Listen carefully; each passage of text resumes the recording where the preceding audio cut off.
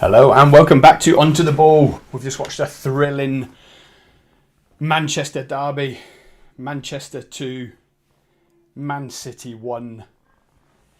It's an exhilarating game.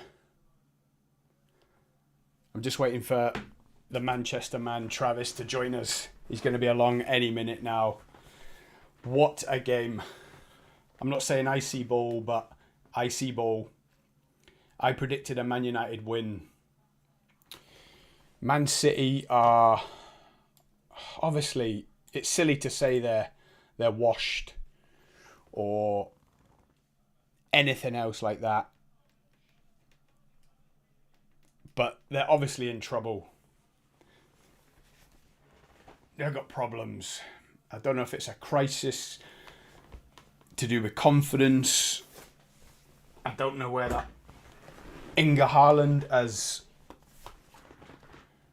upset the apple cart.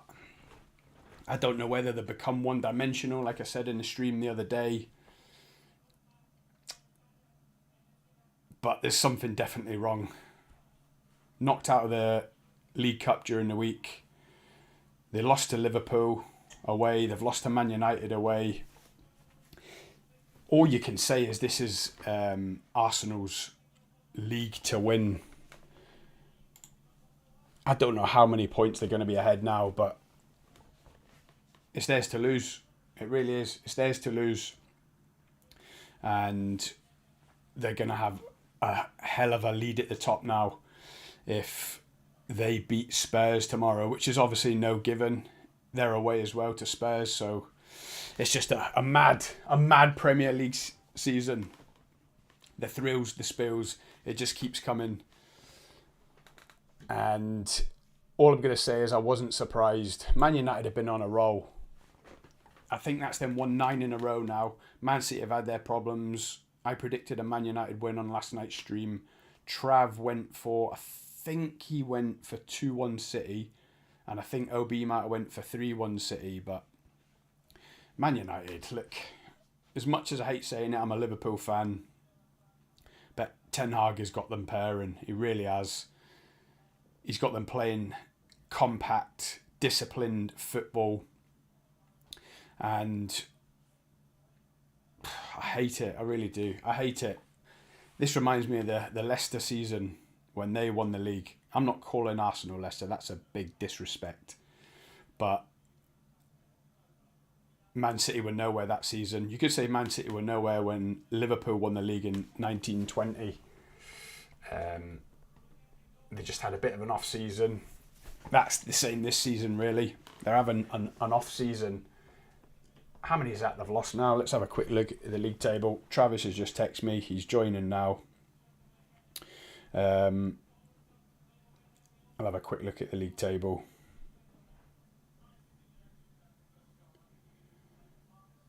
Oh, wow. Man United are a point behind City. 6 off Arsenal. If Arsenal lose tomorrow, that would be huge. It would be absolutely huge. If Arsenal get beat tomorrow, it would open it up at the top. I'm not even going to look at where Liverpool are in the league because we're miles off it. It doesn't matter. Let me open Sky. That's a better one.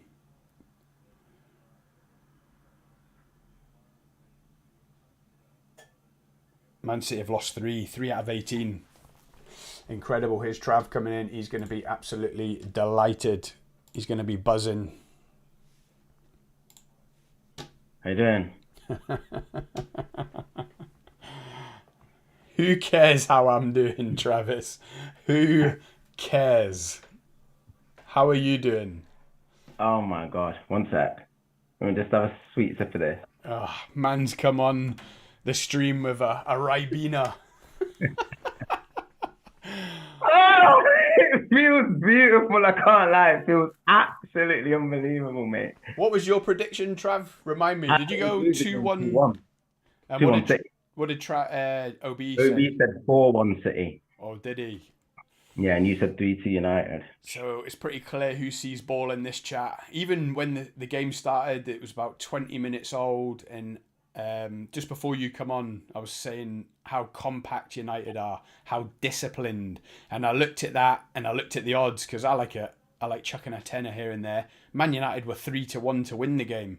City were evens, and I'm thinking sometimes you think the bookies aren't looking at the game, but that's obviously City's reputation has got them as favourites. But the game I was watching, and I said it to you on the group, they're gonna. It was a disrespect. I said to you, I nearly followed up my own text here saying they'll nick it. They weren't going to nick it. I mean, they were going to win 1-0. They were going to be nice and disciplined, and they did win it by 1 goal. But to come back from a goal City down, scored as well, we had a little bit of a 10-minute spell. We were a little bit sloppy after the second half started, but apart from that, I thought we were excellent all the way through. Like I really did. I just can't fault any of the players. Like everyone was unbelievable today. Wan-Bissaka, like honestly, I just don't know what's happened to him since the World Cup. He's just got his head down, and he was awesome today. Like it's just crazy. Like I'm in a whirlwind. I've just finished up screaming, mate. I was just screaming the house down. I was going wild. But even like you said, Scotty, like before the game, I thought we would lose it. But I was, like I said in yesterday's stream, I was looking for a performance today. I was looking for us to show that we could compete with City and that we're moving in the right direction as a club. And it's not that I ever doubted it, but we had to go and show it against the big boy because everyone was talking that we'd played all these teams in the bottom half of the table and we'd won. And I said we'd look convincing in those games. And I was more confident going into today's game, just thinking we would lose narrowly but perform well. And I would have taken that. I would have still been disappointed. But to come away with the 3 points and to come back after being 1-0 down against City just shows the character this side's got now. And like you said, I know I keep bashing Ollie, but it stems from the manager. Everyone's got belief now because of Ten Hag. I mean, opposition fans must be now looking at us a little bit worried about what the potential ceiling is of the club and the team. Of course. They've got to be. Do you know what I mean? You've got to start taking this seriously now. To beat City at home in the fashion that we did, tactically, we played it spot on. It's what we all discussed in yesterday's chat.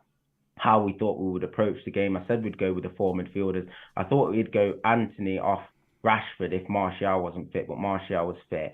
And you could see in the second half when Martial came off, I don't know if he was struggling with a little bit of a knock. I know Martial's not really much of a goal threat, which we sort of need, but at the same time, that link up and the hold up, you could tell that was missing and we just lacked a little bit of composure and we lost our way.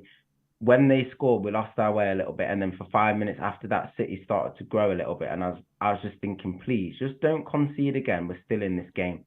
And then as soon as Bruno equalised, to go on and win the game was just unbelievable. And like Rashford in an offside position, Garnacho using his intelligence, waiting for the right time. It was a brilliant goal to win the game. And we saw the game out as well. So an absolutely perfect day at the office for us. And I said this game would sort of have an impact on tomorrow's game and the rest of the results. I think that puts huge pressure now on the rest of us. I can sit back and relax now for the weekend, knowing that you sort of have to go and win now.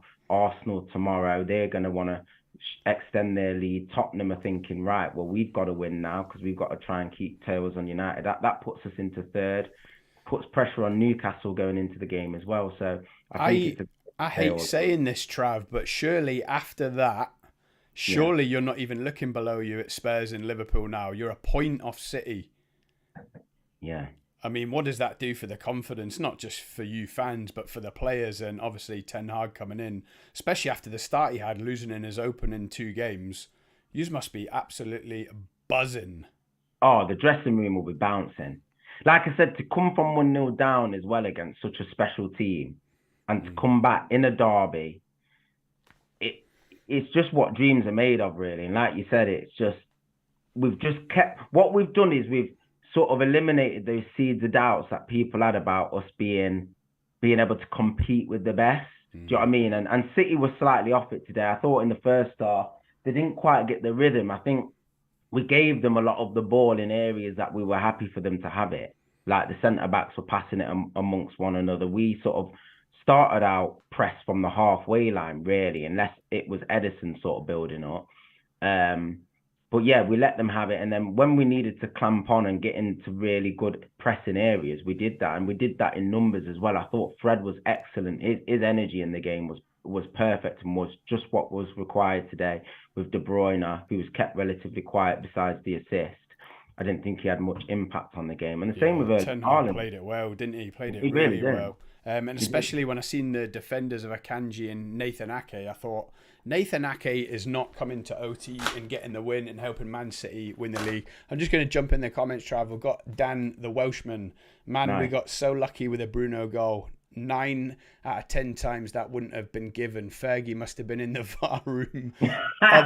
Otherwise, I don't understand what the rules are anymore. What a game, though. I Talk us don't through care that if goal, Fergie was in the Trav. VAR room, mate. Like Talk I us said through that goal. yesterday, It could be, obviously, I'm a Liverpool fan. I'm watching. I'm thinking, how can the defenders not stop and think the ball basically went through Rashford's legs? It is such a grey area with that rule. But at yeah. the same time, if I wasn't a Liverpool supporter looking, I think he didn't touch it. How many times do you see the ball get played through and someone knows they're offside, they put their hands out and they walk past it and everyone Yeah. plays on. There's no one even talks about it then. So in a way, that was the same. Even though Rashford was running onto it, he still ended up Yeah. holding off. Yeah. And it's a goal, I think I unfortunately. think I think that's where it sort of goes down to like not even interpretation, but the key words you've just said, Scotty, are interfering with play. If your intent is to go and try and play the ball and then leave it at the last second, for me, you're still interfering with play.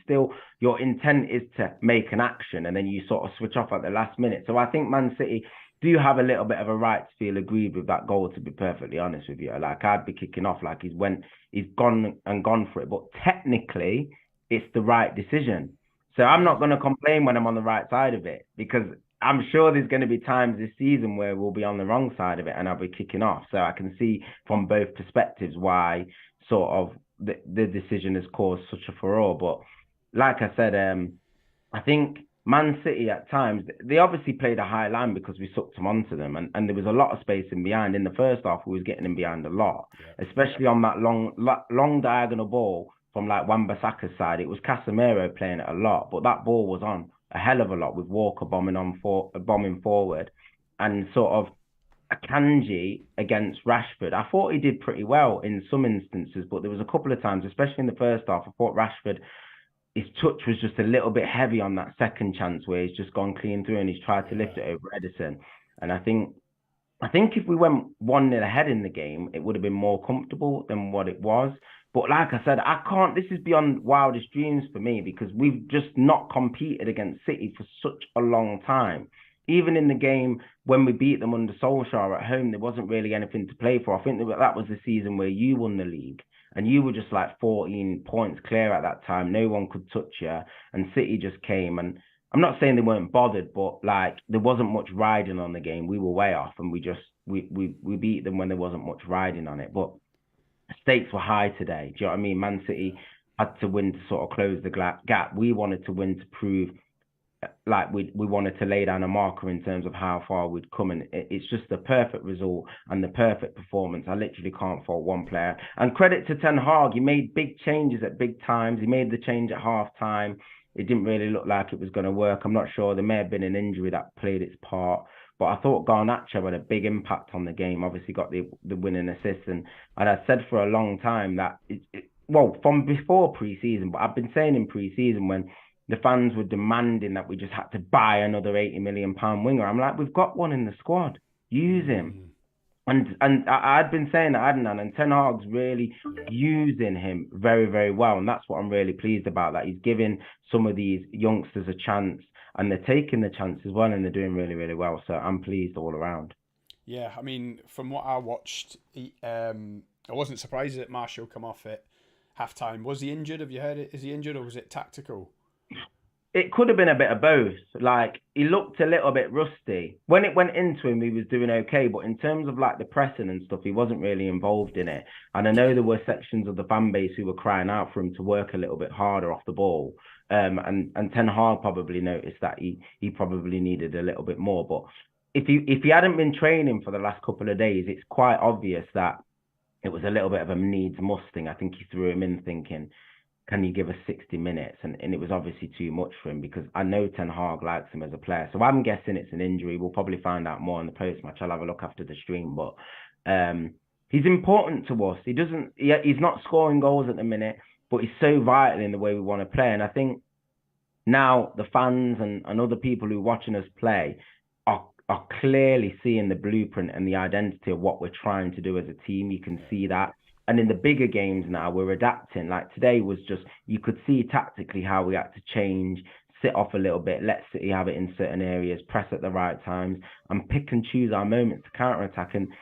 And there's more than one way to win a football match and skin a cat. And we were brilliant today. That's what I said. The word that keeps coming to mind, Jesus, is disciplined. Yeah. One sec. No, that's all right.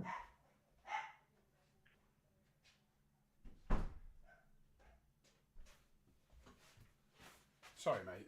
No, that's all right, mate. No, you're good. Yeah, disciplined. I mean, like you say, that front four, the diamond with it. You had the two sitters, obviously Fred and Casemiro, and then that diamond four with Eriksen in the middle, Bruno on the right, Rashford on the left, and Thiago up front. But they were interchanging. Yeah. At one point, Eriksen was on the right, and Fernandes was coming in the middle. But you could tell that it was just like, we don't need to win the game in the first 20 minutes. They were just waiting. And as soon as the trap was sprung, them four were just moving as a unit. And I thought, I'm worried at what I'm watching here, because this is just, it's frightening, like you said. And it's all down to Ten Hag, fair enough. Just going to jump in the comments. Dan the Welshman, cheers for tuning in, Dan. Really appreciate it. Don't forget to hit that like and subscribe, mate. From the way we started earlier in the season to the way we're playing now, we look like a completely different team. Players are actually playing for the badge and manager now, buzzing at the moment. Yeah. Fair play, Dan. How much of this has got to do with getting Ronaldo out of the club, do you think, Trav? Do you think? I mean, I said it in the summer, do you remember? When all this was kicking off, and I said, this is the thing that it's like no one's picking up. This will do Ten Hag a favour if Ronaldo does one. He's trying to start a new revolution for the next 2, 3, 4 years. The last thing he needs is a 38-year-old hanging around, poisoning the dressing room. So now he's out the door, and it looks like the only way is up. I think you're loving Ten Hag, aren't you? I think what Dan said, he's hit the nail on the head in terms of playing for the badge as well. That's a really important point from Dan. I think he's spot on, because if you think back not just to Ronaldo as well, but Paul Pogba, another person who you said we needed to get rid of, and I'm his biggest fan as an individual, as a player.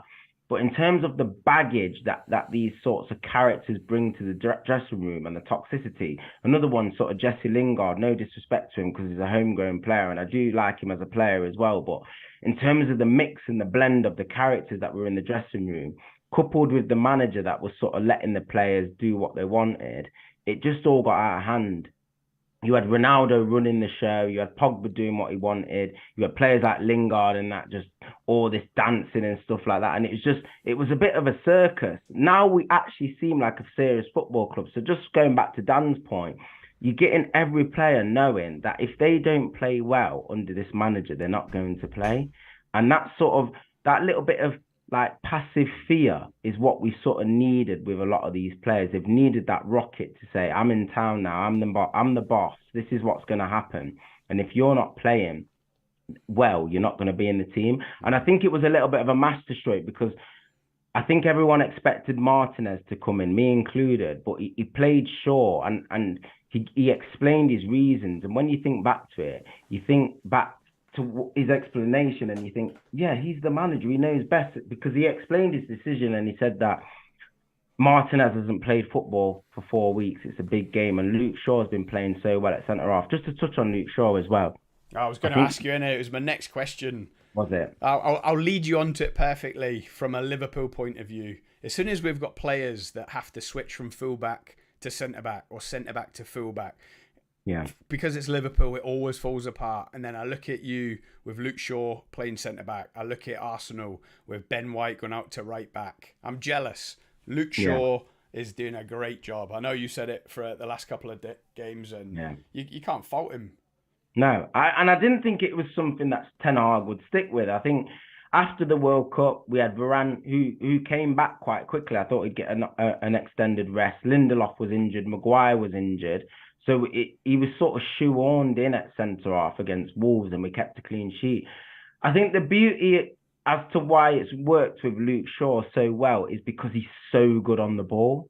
It's one thing that I've never been able to criticise about him. He's always been a defender that's sort of switched off at the far post when he's defending. He sometimes defends quite square and he lapses concentration. But the one thing I've never been able to criticise about Luke Shaw is how good he is on the ball. And in a game like today, when you're not going to have a lot of the ball, you need players who are going to be brave in possession. And he was the one player that sort of allowed us to play out from the back and get it into midfield and get some passing going on the rare moments when we did get it.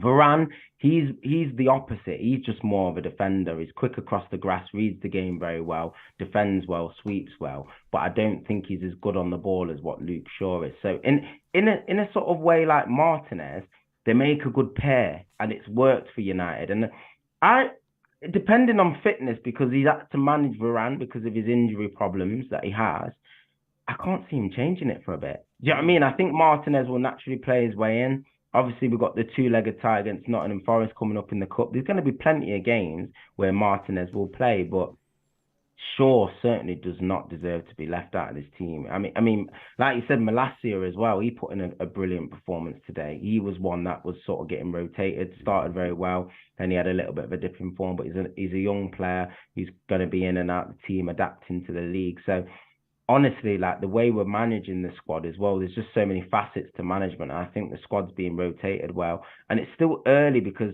like you said, we do lack a little bit of depth up top in those forward positions. I know Garnacho's doing well and changing it, but in that striker position, it's going to be interesting to see how involved Weghorst actually gets, because he's going to get opportunities with Martial being in and out of the team. He will get chances. So it's just whether he can take those chances and really impress. Absolutely. Before we go on to Aaron Wan-Bissaka, Dan's back. Cheers for watching this far, Dan. You're top man. Taking out the toxic players has transformed us. There's a different attitude in the club right now, and our new transfers have definitely added to that. Ten Hag has brought back football to Old Trafford. Dan, that makes me sick as a Liverpool fan, but you bang on.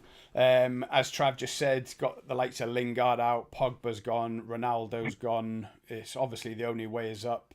But yeah, what for Aaron Wan-Bissaka, Trav? Is that it? Is that him back in favour? Looking like the player you hoped he was when you signed him?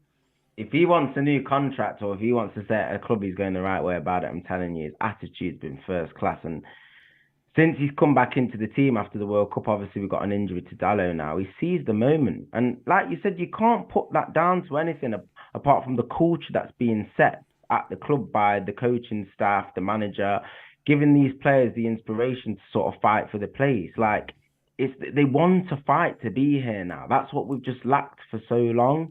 And like, it's just refreshing to see the players wanting to put the shirt on again and just give their all. And like I said, the result is obviously the pinnacle and what matters the most. But in terms of where we are on our journey, it's sometimes hard to see through past the result when it's such a disappointing one against such a big team. Like if we would have lost today, all the emotion would have come and clouded the sort of direction the club's trying to go in. But if you can just see past all of that and see where we're actually going as a club, we are without doubt moving in the right direction. And like I said, I think the summer window is another big one for us. We need more of that dead wood gone. Those, not dead wood as in necessarily players without any ability, but players who just aren't going to sit there and play, players who are just not going to be involved for us, who are going to cause any potential disruption about not playing. Players like Eric Bailly, like great player, but just wasn't going to play. Felt he deserved more opportunities, sitting on the bench, rotting, causing problems. Those players just need to go. And if that means Maguire has to go, if that means Lindelof needs to move, if that means McTominay needs to go, let's just go. Let's start making these tough decisions and start moving on as a club and move forward. We've got a real opportunity here to sort of bring the glory days back. The thing is, it's not even about players moving on that aren't going to play as much or that are maybe not the right fit for what Ten Hag wants to do. It's also about getting some money in, because obviously and Obi going about, you can't just keep spending 200 million every summer, because you're still a business that's got a lot of debt. You know, if Maguire's worth 20 million, get the 20 million for him. If you could get 35 million off an Aston Villa or a West Ham for McTominay, then obviously you got to do it. You got to be trying to recoup a bit of money. It might even mean someone like Sancho moves on, do you think? Or do you think you still hope he's going to make an impact? Yeah, I still think that for the remainder of the season, he's still going to have a big impact. Obviously, like I said, with the injuries to Martial, with Weghorst needing to settle in such a short space of time, Sancho will be fresher. I think it will have an impact. How much of an impact he'll have, I'm not sure. But like you said, I think there's still time for him to prove. Um, um, Especially with options on the right hand side, the only natural player we've got is Anthony. Sancho can do that as well. So I think it sort of leaves him in good stead for that. But like you said, in terms of the money that we can recoup as well, and I know the fan base they sometimes get lost along with the club because the club doesn't give the fans direction and the emotions pour out.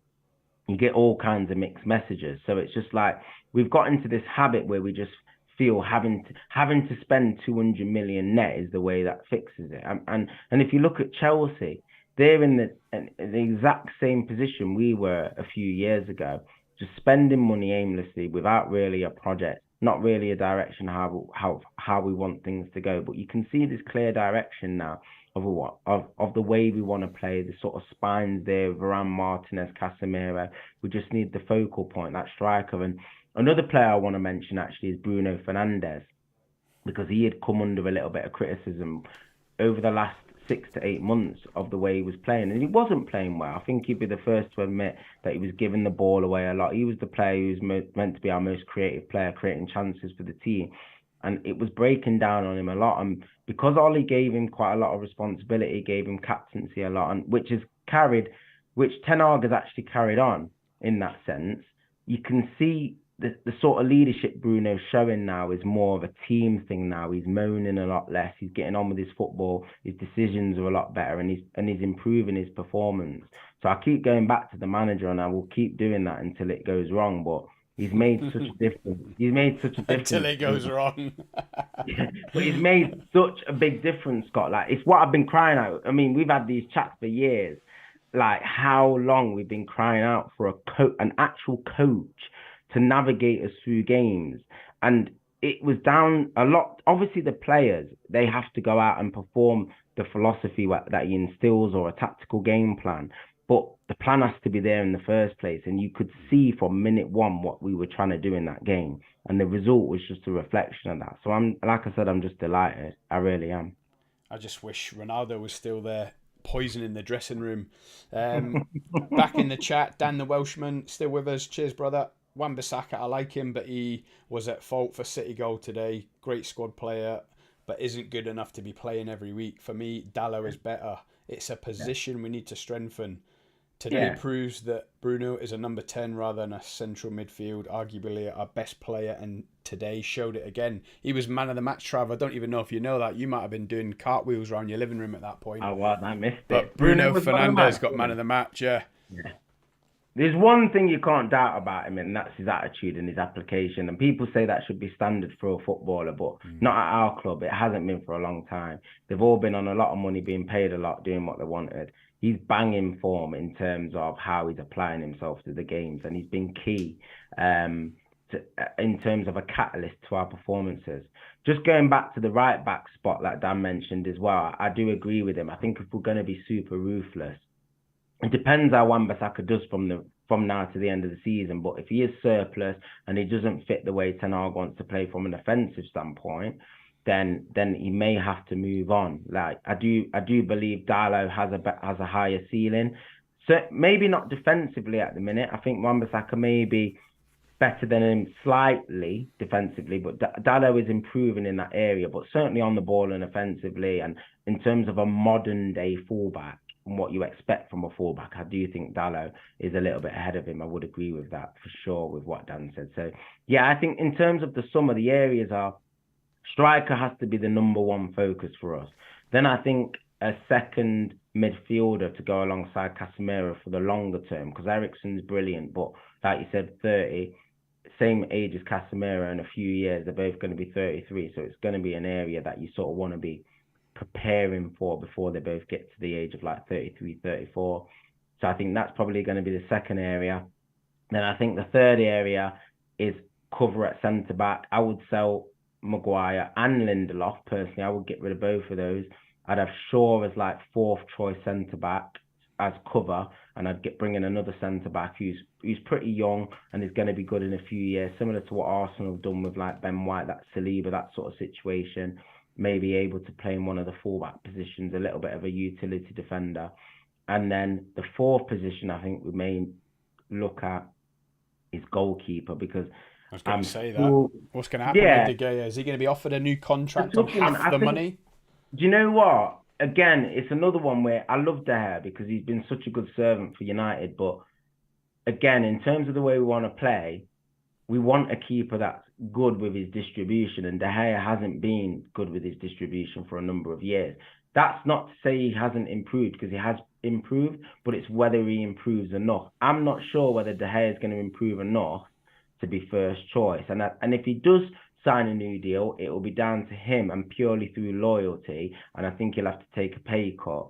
But his wife, I believe, lives in Spain, so it just depends on whether he's in his twilight years of his career and he wants to like sort of go back home and spend time with his family. I know he's got a child and stuff, so there'll be other mitigating factors that will decide what happens. But it'd be sad to see him go. But if we can get a top drawer goalkeeper, if you're asking me to name who, don't ask me to name, because in terms of goalkeepers, it's not my strong point. Well, you still got Henderson on your books, haven't you? No. Oh, has he been sold? No, I want him gone. No. Oh, you want him gone? Yeah, He's not good enough. He was giving it big stacks in the summer, saying that basically he felt he should have been the number one. I think Ollie assured him that he was going to be the number one. Then when he got injured during the COVID and De Gea came back in, and then he persisted with De Gea and he got the ump about it. And he had an interview, I don't know if you saw it, went viral on TalkSport before the start of the season when he completed his loan to Forest, and he said, I don't even want Ten Hag to watch me play because I know he would want to keep me. That's what he basically said. Wow. Yeah, that's honestly, I swear, I'll have to send you the link after. He basically said he doesn't want Ten Hag to watch him play because I know he'd want to keep me and I don't want to do that. I want to play football. So I don't think he's got a future. He basically threw United under the bus, saying that they mistreated him and stuff like that. So now I want rid of him anyway. Oh, he's finished. He's gone. Dan is in the chat still. Big up, Dan. Max Aarons for right back. Harry Kane for striker. Really, Dan? Harry Kane's 30 soon. And Tielemans. I like Max Aarons, though. I do like Max Aarons. Yeah. He's good. And Tielemans for midfield is his wish list. Tielemans, he is available on a free, isn't he? I feel like he's been in the last year of his deal for about 3 years at Leicester. I'm sure he's available on the free in the summer. On a free, I would definitely take that. And it all depends, like, sort of where he's at. Is he willing to be that sort of like rotational player, whatever? I mean, Eriksen's so good. Like, don't get me wrong, he's not somebody that I want to be out the team, but he's really is. He's top draw, Eriksen. The quality that he brings in possession is just second to none. And he's been one of the catalysts along with Casemiro in that midfield, because when you think about not just from a tactical standpoint, how much we've developed, the actual team we're putting out week on week is just totally different to what it was last season. When you think back, Maguire and Lindelof were the centre-half pairings. Wan-Bissaka was starting every game. You had Fred and McTominay in midfield. Mm-hmm.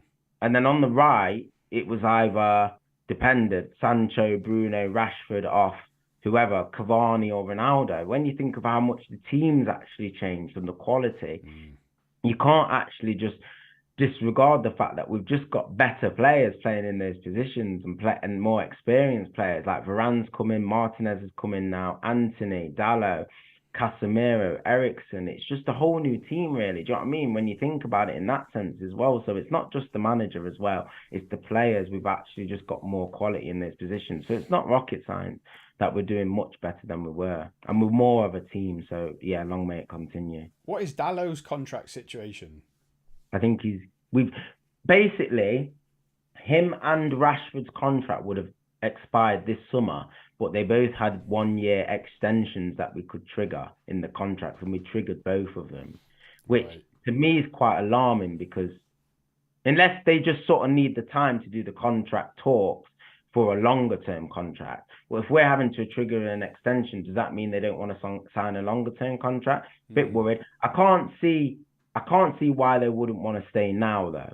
Now they can see the sort of direction the team's going in. Maybe they might have sniff of who the sort of buyers are going to be of the club as well. If maybe we get somebody from the Far East who's going to inject a lot of money into this project, we could potentially be very dangerous. And I think if Rashford's going to be the pinnacle of that, the pin-up, the main man in that project, on a lot of money, he won't want to leave. He's from Manchester. No, he's not going to leave. He's not going to leave. No, Dan says Kane may be 30, but is still in the top 3 strikers on the planet. And with a year or so left on his contract, we could get him for a decent price. Yeah, I'm not going to argue with that, Dan. I'm just saying from a Liverpool point of view, if Liverpool went in big, I'm not sure what kind of money you think you'd get him for with only a year and a half left, or a year by the summer. But not for me. Trav, would you have him? Remember we had that conversation when Aubameyang was doing well at Arsenal, and you said, yeah, I'd have him. I said, he's 31 soon, and you were like, nah, I didn't know he was that old. Yeah. For me, Kane's missed his chance. He's a top finisher. He's still a top player, but when you're spending that kind of money on a player of that age, the impact has to win you the league. Like, when I think back to what we did with Van Persie, we take the words out of my mouth. I was going to say, if you buy him, and even if he was only good for 2 years and you won the league in one of them years, it's money well spent, isn't it? Yeah. And I think we just have to see how we finish the season. If we get to the summer and we're like, oh my God, if we had Kane and his goals, we win the league, and we pull the trigger on the deal and it's like 70 to 80 million and you get 3 good seasons out of him, like you said, you win 1 league and a couple of cups or whatever. Like you said, it's money well spent, but it all depends, like, what other strikers are available as well. Can you get a little bit of a younger version where you can get a little bit better value for money? Because what you don't want to happen is like Fernando Torres, where you spend a load of cash and he just dies, or Alexis Sanchez, and you just get nothing out of the player and they're on fat wages and you can't get rid of him. And then we're stuck with that striker that you have to play for another 2 to 3 years. It can kill a project. So it's like, that is the risk factor. Harry Kane is much higher risk for me than let's say an Osimhen from Napoli, because he's like a similar profile in the sense of that not big, but a sort of a target man-ish. But then Osimhen has a sort of running power. If you want him to go in behind, he can do that. He's got age on his side as well. So and he might cost a little bit more, but what you're going to get from him longer term, I think, might benefit the club more from a project sense than Harry Kane. But Harry Kane's a good player. I'm not doubting what Dan says, but for me, I probably would avoid that depending on the fee. Well, you know what I'm like for fees. I just like value for money. So as Dan says, for the right price, of course it'd be a great move. And how long has he got left on his deal? How long has he got left on his deal? Dan just wrote that in the summer he'll have a year left, so that'll be the same as Declan Rice. And how old is he now? 29 or 30? He's 29, and I'm sure he's 30 in June. So he'll be 30 in the summer, basically. I'm sure that's what it is. But yeah, Osimhen, like you say, he's powering Napoli to the league title in Italy. And who's to say they wouldn't go on a run in the Champions League either? They look so dangerous. I did actually check him during the week. He's only 24. I think he'd come to United as well, because he was linked with us in the summer. And I don't think we could afford it with the outlay of the rest of the transfers that we made. We spent 200 million. We was never going to pay another 100 million in the summer. And I do think we will spend big on a striker in the summer. Even if we don't get much else, I think we'll definitely spend the big chunk of the budget on a centre forward. We have to, because we've got Weghorst on loan. That's without an option to buy. He's probably going to go unless he absolutely rips it up and gets a 2-year deal as a backup striker. I can't see it. I think he'll do well, but I don't think he'll rip it up enough where we will spend and make the deal permanent. But I think we've got to spend a huge chunk of the budget on a striker. We have to. It's what we need, because everything else is there. And like you said, Rashford is sort of digging us out in terms of goal scoring.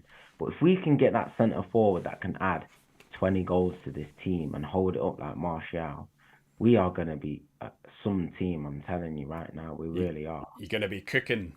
I'm going to be cooking, mate. I'm sure we can both go in on Man City, because we haven't even touched on them yet. Obviously, it's easy to say they were crap and Man United were brilliant. Yada. But I said to you in the text and you laughed at me, and I said it in a stream about 2 months ago, and I'm going to repeat it now so that I can turn it into a short. and be proved right in 12 to 24 months' time, okay?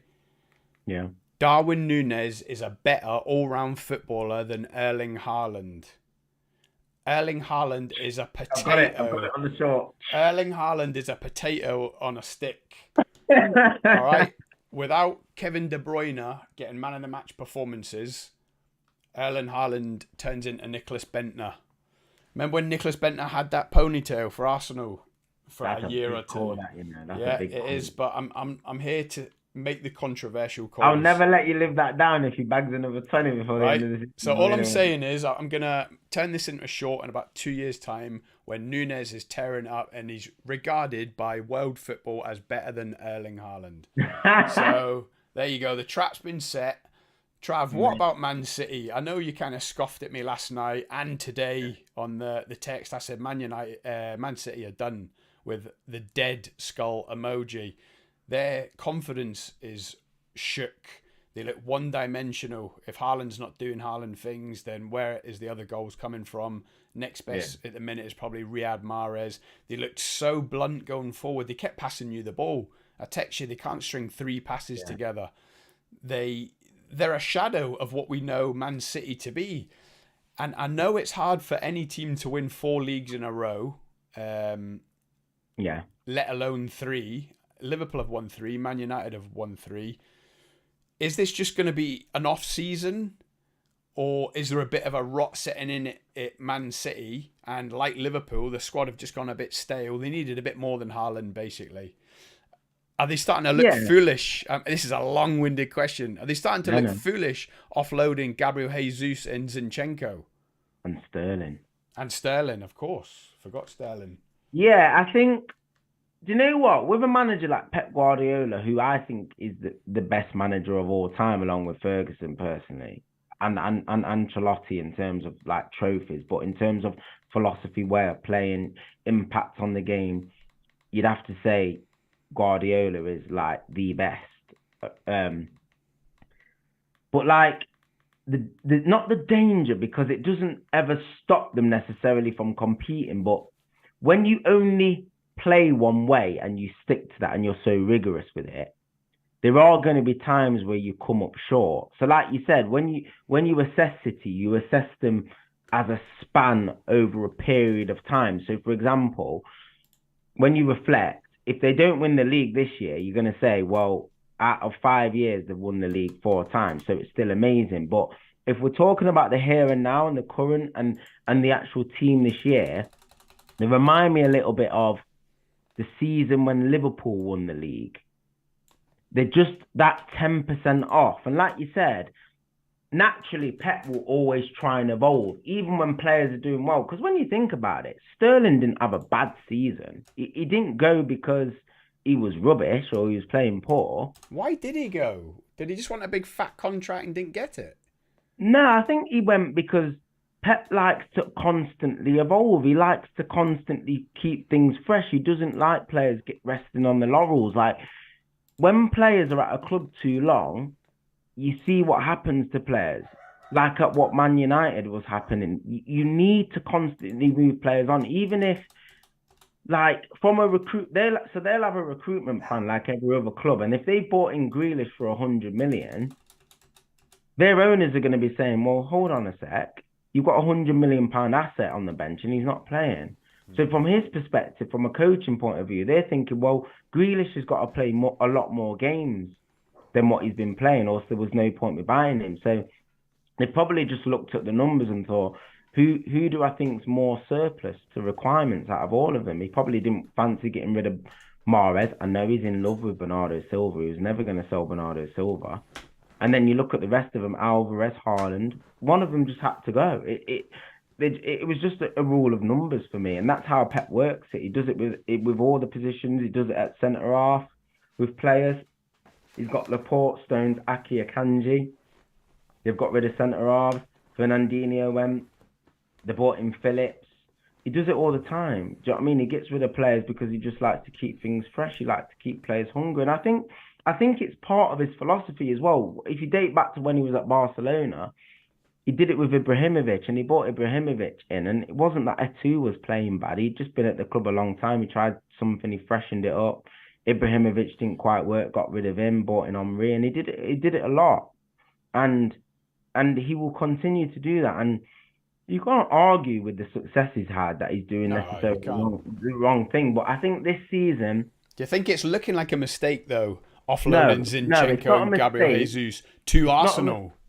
no, I don't think it's a mistake. What I think I put it down to is these players are human. We get set into this thing that automatically, because it's City, because it's Pep, because they make so many of the right decisions and they blow teams away all the time, that we don't really give them any leeway like the rest of the teams that we do, that players need to settle. And when you think about their team this year, they've got a lot of new players that are playing. They've got Akanji who's coming to a new league. You've got Nathan Ake starting more games than he probably would have liked due to injuries to Laporte. Diaz has been out a long time. Stones was out. They've got 3 centre halves out. Do you know what I mean? We can't forget that. You think of Man U without Varane, Martinez, and Shaw today, and you've got Maguire and Lindelof. It's a totally different performance. Now, do you know what I mean? If Diaz is fit and Laporte's fit, they start that game.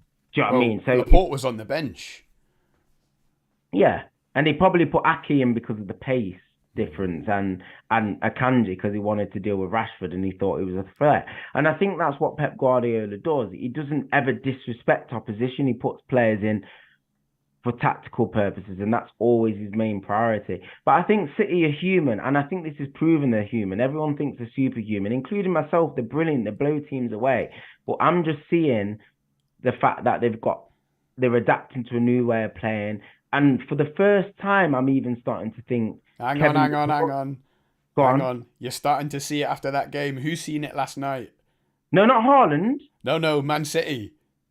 Oh yeah. I told you last night. I've spotted it. Saying, in terms of Kevin De Bruyne as well, like I think we dealt with him well, and he's still a special player. I'm not disregarding that, but in terms of that evolution, you're starting to see a few cracks in it this season. Do you know what I mean? With Haaland going into a new team, new centre halves, still getting used to a way of playing. It's been a bit more of an up and down transition than people probably would have expected. And Arsenal are taking full advantage of that. I know they drew to Newcastle. And Man United now. I'm not here to blow smoke up your ass, but Man United as well, taking full advantage. You're a point behind City. And it's a good point you make. De Bruyne's early 30s now. Gundogan's early 30s. Mahrez is early 30s. Maybe this is, like you say, a transitional where time has just caught up with them. I'm just going to quickly go in the chat again. Dan's still with us, and I've got the Brighton Liverpool game on, so I'm going to read out the team in a minute. It's 0-0, 13 minutes gone. Right. Dan says that City had... You think the club will hold off on any big money signing while the club is still up for sale? It would be a Glazers move. City had 70% possession but had less shots than United. That tells you everything right there. Yeah. Exactly. You can have all the ball you want, but City's cutting edge was just missing. Grealish should have stayed Irish. Would have been 70 million cheaper. That amount of possession. They will always have. What did he say? Sorry. He says Grealish should have stayed Irish. It would have been 70 million cheaper. Grealish is I've said it before. Grealish is an enigma. To me, he can't wait to retire already and become an alcoholic party boy. I don't know. That's my summing up of him. He was an awful buy at an awful price, probably at the wrong time as well. It was almost like City had some money that was burning a hole in the pocket. They had to bring in someone British. 50% of that fee was commercial. Like he was the it boy. Do you know what I mean? Everyone sort of wanted him for them commercials, selling shirts and like you said, football sometimes moves into sort of business territory where you want to make money as well. And similar to us getting Ronaldo back, Grealish is a shirt seller. I'm not doubting his talent. He's a good player, but he's definitely not worth 100 million. 100% not worth that. They way overpaid that. He's not worth that at all. So Dan's spot on with that point. And I think, City, like you said, I'm not saying they're in transition because they play such good football. But at the same time, they're going to have to sort of like, they are off it a little bit this season, but there's players adjusting to the way Pep sort of wants to play. And they've had a few injuries, not blaming injuries. They've got a huge squad. Injuries aren't an excuse for them at all. They've got two top players in every single position, and they've got the best manager in the world. So like, but like I said, they're human. It doesn't mean they can't have off games or off periods or a season where they're not quite at it. They're most of the time at full tilt. So I thought they did okay today, but they gave the ball away. They were unnotoriously sloppy in points, giving the ball away cheaply, which isn't like them.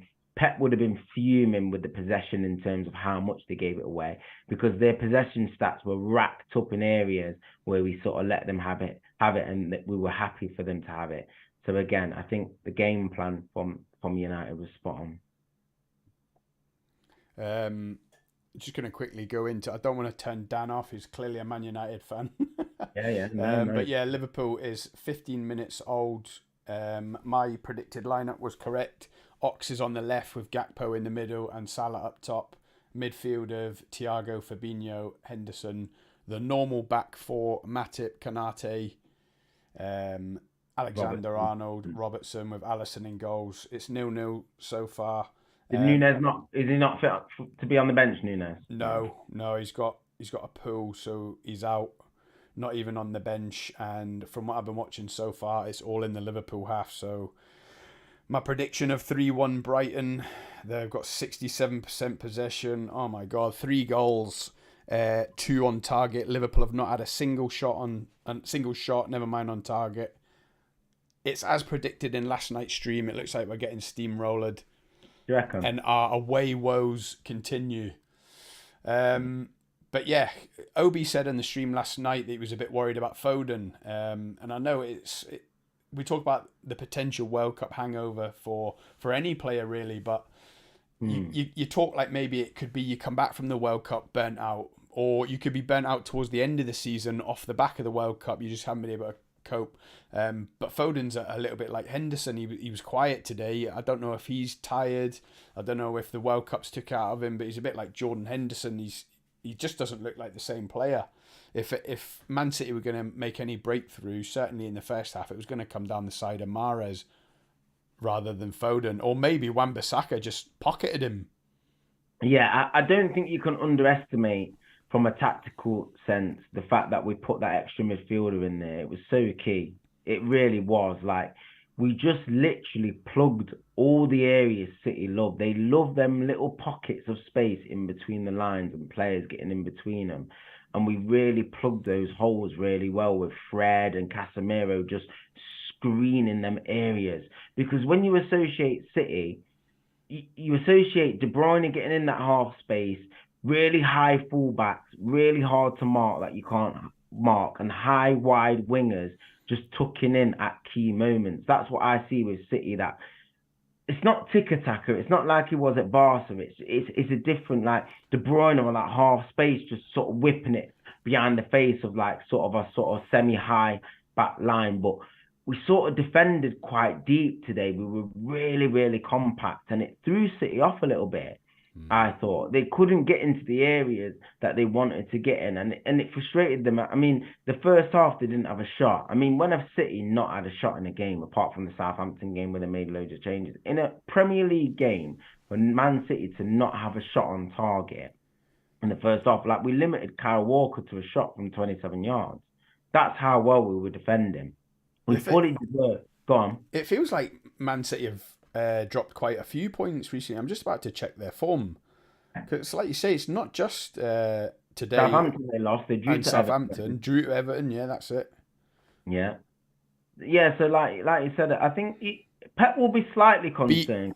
Beat it home to Brentford 2-1 just before the World Cup. He'll be concerned because, like you said, this ain't a little bit of a blip. This is them now. Not where they should be, and Pep will be fuming because he's a perfectionist. He's an absolute perfectionist, and he'll be seething with what he's seeing. But like I said, I go back to the point that they play in such a particular way that there's certain times and certain games where you just need to change it. That's why they're so effective in the league, because over a stretch of 38 games, 9 times out of 10, they'll blow you away. But when it comes to the Champions League, when you need to adapt in a one-off game or a two-legged tie against something a little bit different, they've struggled with that. And they've got to semi-finals and stuff. They've got to a final, but they've never been able to get over the line. And like, you have to say that's Pep's only sort of outstanding check mark that he sort of needs to improve on. Can he bring in someone a little bit different, or can he do something a little bit different in games where you ask him for something a little bit different? Can he do that? Can he release that stubborn nature that he's got? Because he's like Mourinho. I'm big into like horoscopes and that. This is sounding a bit weird, but with his star sign, he's very stubborn. Mourinho's like that as well. They stick to their guns so much. Even if they know they're sort of wrong, they cut their nose off to spite their face. And he's like that. He won't change for anything. He'll want to win the league and the Champions League in his way, and he won't change. He's that stubborn. And you can't argue with him, because like you said, at Barcelona and clubs like that, he's won the Champions League. But Bayern, he didn't win it. He was there for 4 years. Man City's not won the Champions League yet. And it will be niggling at the back of his brain. He'll be scratching the back of his brain that he can't win that Champions League. And results like that today will just etch off a little bit of a mark on his head, and he'll be frustrated. So, like I said, I'm delighted. I'm just going to sip this red wine, buzzing about today's result. Nothing can upset me today. Absolutely nothing, mate. And live in Pep's head rent-free. I've moved in. I've already paid my month's rent today, mate. I'm telling you now. I've got that done early. I paid next month as well, mate. You can't get on my back. Right, Dan the Welshman's trolling me. He says he hears James Milner signed a new 5-year contract. Dan, if you watched a couple of streams ago, I've said that if Milner, Oxlade-Chamberlain and Keita get new deals, I am not going to watch a single minute of the 23-24 season for Liverpool. You can count on me. I mean that. Don't care if you're a Liverpool fan. Both of you guys talk actual sense. Nice one. Cheers, Dan. Really appreciate that. I'll definitely be coming back to this channel, and I know it's a cliche thing to say, but you deserve more subs. Take care, lads. Nice one, Dan. Really appreciate that. Appreciate that, mate. My man Jose is in the chat. Vamos. Boys, what a win by Man United. Didn't watch as I was working. Jose, it was incredible. I called it yesterday on last night's stream. I said Man United are going to get the win here. Man City are on tilt. I kind of even mentioned about a white flag surrendering the league to Arsenal. I said Man United would win 3-2. I text Trav about 35 minutes into the first half, and I said Man United are just being patient. They're going to pick off Man City whenever suits them. And yeah, they've done a thoroughly professional job. And Travis, you probably missed the start of the stream. Travis is absolutely buzzing. A point behind City, Trav. Like, from where you've been in the last 5 years under Ollie, or maybe even the 10 years since Fergie, are you thinking, I feel like I want to pinch myself? A point off City halfway through the season. Yeah, like, it's all about belief and what sort of the club and the messages sort of portray to the fans and the energy they sort of permit. And it's about believing whether you feel you can be competitive. And that's the main thing. Like, Liverpool have been competitive in the title race for 5 years, flat out. Whether they've missed out or not, I know they've won the one league, but they've been competitive. That's all you can ask for from a club, and in terms of their ethos, because it's just been so unfortunate that you've come up against an unbelievable City team with an unbelievable manager. Like, that's just that. If you had that team with Klopp under any other era in the Premier League, you would have won more titles. You just were unlucky. You were coming up against an absolute animal. And it's the same with when Pep was at Barcelona under Real Madrid. All their managers, they couldn't touch the league when Pep was there, just sourcing the league every year. Like, there's just nothing you can do sometimes. You just have to hold your hands up. But now I've got some sort of belief that we can compete again. I'm not saying we're going to compete for the league this year, but I know for a fact, like, today literally laid to rest any sort of doubts that we're moving in the right direction. And that's why I'm so sort of proud of the way that the boys responded in the game. we put in a performance that shows people that we're serious and we are here to try and win trophies. That's what our intention is. Nothing else. Do you know what I mean?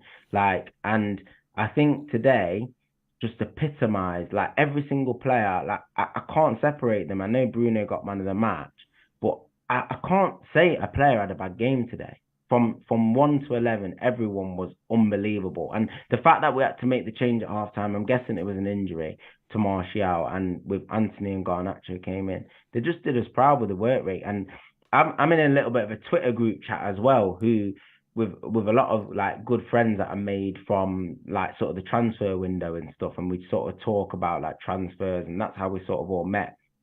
And honestly, when we went 1-0 down in that chat, it was like so like flat because everyone was deflated. And me and a few others were in there saying, hang on, like we're in this game still. Do you know what I mean? I know we've conceded, but it was looking like we could still do something in the game. And I got more belief as the game went on and grew. And I'm just so happy that we've come out with the 3 points today. But again, come tomorrow, after tomorrow's game, attention will turn to Crystal Palace. Like, we've just got to keep it going now. Do you know what I mean? We can't just rest on our laurels and think everything's done. We've got a huge game away at Palace, and we've got to go and get a result. Absolutely. I think the most exciting thing for you guys is that Haag's only just getting started as well, isn't he? Yeah, like, if I think definitely. of Jurgen Klopp's first transfer window when he brought in Mane, yous are probably at the start of what could be a potentially successful 2 or 3 years. And he's As a doing neutral, this well already. do you think we can win the league as a neutral? No. No. No, and that's honestly not Yeah, bantering yeah, yeah. No, no banter. um, or say, oh, Salah's gone down. Penalty. Uh, the refs not give it. That's not to say that VAR won't, though. It looked like the keeper clattered into him.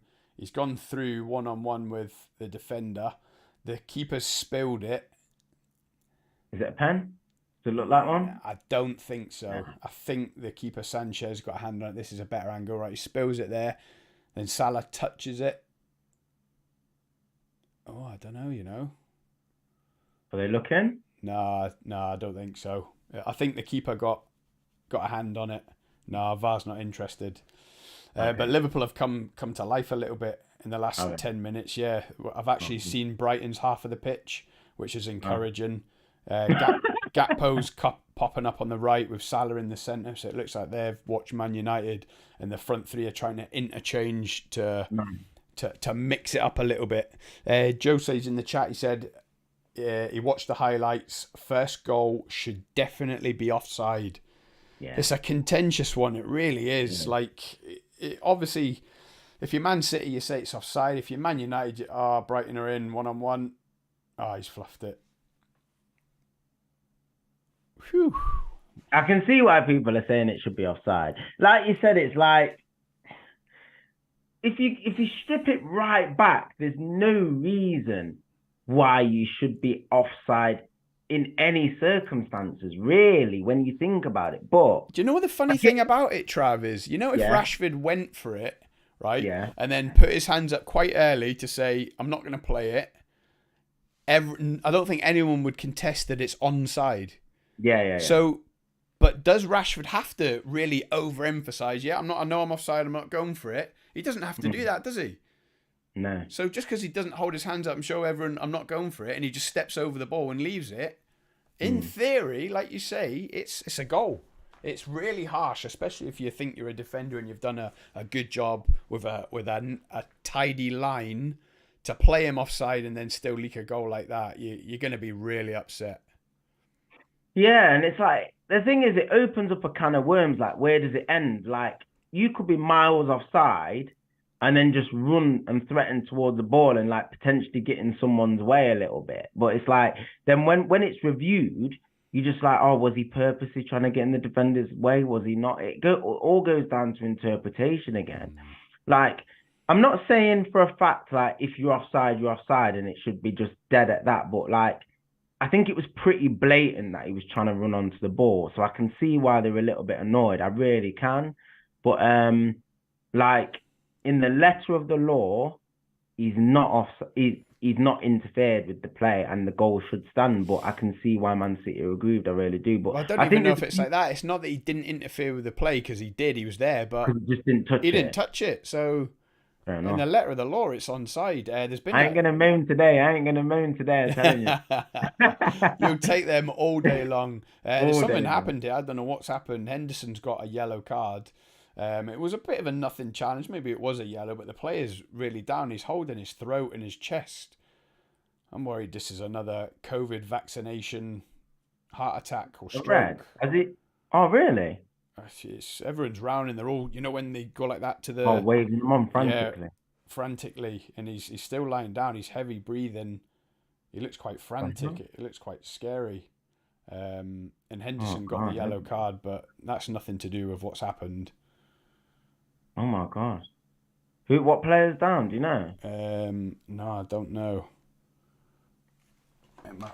It's just froze. See if I can get it back.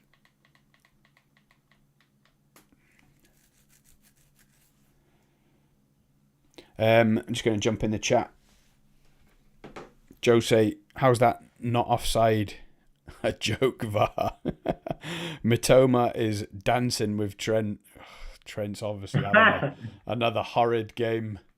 But to be fair, I said it in the last stream. Trent has been fantastic the last couple of games defensively anyway. Yeah. Nunes' pace would be perfect to play against this Brighton high defence. Jose said it's Caicedo that's down. Yeah, I can see it now.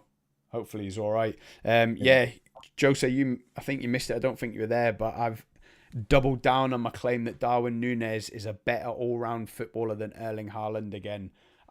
Erling Haaland is a potato on a stick when De Bruyne is not loading up the bullets for him. I'm going to make a short out of this in about 2 years, brother. And everyone's going to say Scott Nicolov onto the ball. He knew it before anyone else. The world is going to regard Nunes a better player. I'm not just saying this because I'm a United fan, but you just have to give us huge credit today, because I think everybody sort of expected City to just come out and really be real guns blazing, 8 changes from midweek, going to get reaction, natural, done so well at Old Trafford, the way you sort of play and the way we nullified City to limit them to very little. It's just unbelievable what we did today. And we, like I said, we will watch that back. And that's sort of the blueprint for when them bigger teams sort of come to Old Trafford, if they sort of play sort of high possession and stuff. And that's going to give us such confidence going into those big games now, that we can go and get a result and navigate our way to a result in a game where we don't have as much possession in a game, or where we're slightly outside favourites or whatever. We can really compete against them bigger teams now, and I think that shut a lot of people up, because I think, including myself, I thought City were going to win today. I can't say categorically that I was confident United were going to win today. They proved everybody wrong. They proved everyone wrong. But yeah, I'm not going to take anything away from you. Not today, of all days. I just wish it was Liverpool at the top of the league and you just beat Man City to do us a favour. So I'm just really upset that Liverpool have fell off so much. But yeah, I called it, like you say, in the first 20 minutes, half an hour. I said Man United looked in control, and they might not be in control in terms of possession, but you didn't mind City having the ball. Like you say, you were disciplined and compact. You were waiting to pounce like a python. And yeah, you went a goal down against Man City and still won. Man United players should be celebrating tonight. They've done a fantastic job. And Arsenal will be licking their lips now. This is a huge opportunity for them. I think they would have probably taken a draw before the game, but now they're gonna want to win this game now. They've got to. It's a huge opportunity, because it's not even like City have drawn, they've lost. They can stretch the gap to 8 points now, and they could have done that against Newcastle. But now this is a huge opportunity for Arsenal. If they go and blow it tomorrow and lose, like not even draw. Imagine they get beat. It's going to be some blow it wide open. Oh, blow it wide open. If Arsenal lose tomorrow, you'd have to count us in it from a mathematical standpoint. You'd have to say, especially as we play Arsenal next game, after the Palace game next Sunday, it's going to be a huge Super Sunday if Arsenal don't win that game. You've won 9 in a row now. I know. I think United will go into that game full of confidence, especially if we can beat Palace as well. If Arsenal do lose tomorrow, United will sense a small chance that they can get themselves right in the thick of it. Yep. Jose says, enjoy the stream, boys. Watching the Brighton, then match reaction straight after, and party for me tonight. Jose, Nice. have a good one, mate. Don't drink too much. I'll be partying in the house, Jose, mate. Bottle of red wine will go. I might have to get another one. I'm out tonight as well with a wife, Jose. Nice. You know what that means, don't you? A 9-day hangover for me. But it was my birthday on Thursday, so me and the wife are going into town for a steak dinner and a couple of pints. Hopefully, toasting a Liverpool win. But the way this match has started for the first 35 minutes, I'm not holding my breath. I'm really not. Can you believe we've got 4 front players out injured, Trav? I mean, how is your luck? Jota, Diaz, Firmino, Nunes. And the injuries are all over the place, really. Patched up Liverpool team. I think, like you said, I think you'll still win the game today. I'm not sure how it's going because I'm not watching it, but I think with United winning now, you have to win. Like, you just have to win, especially with United winning today. Like, you have to win now. So it's just such an important game because if you don't, it's going to be pressure coming from all angles. No, not least from you in the group chat. Oh, mate. You know what I'm like. I might leave my phone at home. Just leave it at work. Leave your phone at home when you go to work on Monday, man. It's just not going to be nice. Jose says, happy birthday, too late now. It's never too late, Jose. Belated, happy belated birthday, they call it. And then he says, Brighton so close. Mitoma is really taking Trent to a sleep bed. Oh. Yeah. I might just stop watching, to be honest, because this is not started well. This is probably the last thing I need after watching Man United win. You really wanted us to lose today, didn't you? Yeah, look, it's obviously it's football rivalry. Of course. I don't know about you. There's just something that when Man City win the league, you can just blame their oil money, and it's easier. Yeah. It's easier to digest, isn't it? But a Man United or an Arsenal title win, or a Spurs. You know, it's come from pure hard work and planning and all that. I'm not sure how I'd deal with that, to be honest. So it's just easier for everyone if Man City win it. But yeah, I actually think Arsenal are going to win it. I've been saying it since October. Yeah. And if you don't believe me now, you might believe me at 6:30 tomorrow night. Because imagine they beat Spurs. If United, the thing is, I had this discussion actually because I was speaking to my brother about it, about these 2 fixtures. This was before the Crystal Palace game got rescheduled sandwiched in between the City and the Arsenal game. And I said, if we win one of those games, it's actually more effective than us drawing both games in terms of points recouped. But I did say, if we draw both games, it keeps the momentum going and we're unbeaten. But I said to myself, if we win the City game, it sort of takes the pressure off the Arsenal game a little bit because we could have got 0 points from both games, and the fact that we've won one goes into that Arsenal game full of confidence. But like I said, it's pivotal. If Arsenal do not win tomorrow, United will sort of smell blood and feel that they can really push Arsenal and City all the way. They really can. I think they will feel that. Arsenal could feel a sense of implosion if they lose tomorrow and then get beat by you. They could be thinking it's all falling apart, couldn't they? Yeah. And I don't think they will lose tomorrow, they? Yeah, they've got Man City coming up as well. I don't think they will lose tomorrow. I think they'll beat Spurs tomorrow. I really do. Especially now we've won, they will just give everything. And a win would be so important for Arsenal. I think if they win tomorrow, that then puts them 8 clear of City and 9 clear of us. And they'll really start to think that. Even though it's at Spurs? Yeah, they'll see the home straight. You beat Spurs at Spurs. Villa beat Spurs at Spurs. Spurs get beat at home quite a bit. Do you know what I mean? They have a lot of off days, and I just fancy Arsenal in that game. To be honest, I said that yesterday. I think Arsenal will win that game. Right, mate. Should we end it there? Yeah, let's end it there. I'm gonna go and celebrate some more. Yeah, don't blame you, mate. Fill your boots. It's been a pleasure. Yeah, I bet it has. Nah, it has. It's been good. Thanks for coming on. I'm going to go and watch the rest of the Liverpool game and have a nice cuppa before I go out tonight with the wife. So we'll be back. I'm gonna top myself up. Yeah, don't blame you, mate. Another Ribena, you and James Milner. We'll probably be back Monday or Tuesday with a weekend roundup. Obi will be joining us then. That'll be good. And yeah, we'll see all you guys then. Yeah. Cheers. Cheers, guys.